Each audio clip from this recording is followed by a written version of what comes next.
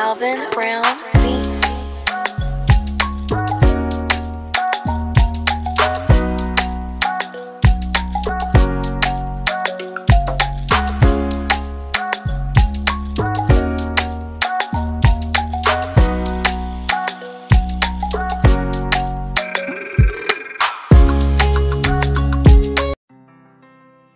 Seigneur, je me demande où va le monde.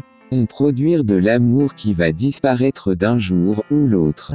La jeunesse meurt très vite, plus le temps passe, plus le monde diminue. Seigneur, pourquoi vivre et mourir après, nous séparer de nos familles, nos amis, les plus chers. Mourir et oublier son existence, dans une autre vie, chaque jour, les gens pleurent, nos mamans coulent des larmes, mais un jour est appelé à partir. Pourquoi mon Dieu, les ancêtres, mes frères, mes sœurs répondez-moi, je suis dépassé. Denzel, que fais-tu tout seul, et chaque jour tu dors toujours tard, tu penses à quoi? Grand-père, je ne veux pas en parler, c'est difficile, il n'y a pas de réponse claire à mes questions. Denzel, calme-toi et fais-moi confiance, quel est le problème?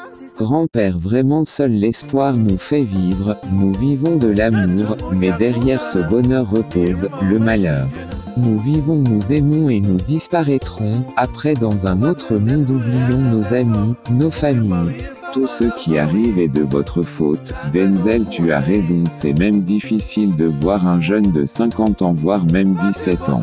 Vous savez bien où vous mettez vos mains, le dehors est devenu compliqué, à l'époque on vivait jusqu'à 100 ans, 150 ans.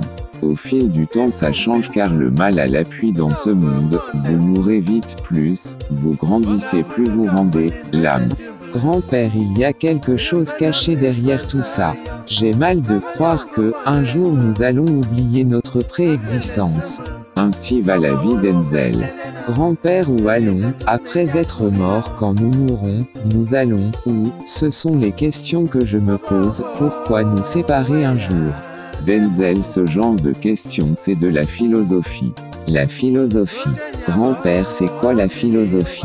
Ces questions que tu poses, la philosophie se définir comme l'amour de la sagesse, la quête permanente du savoir, la mère de toutes les sciences.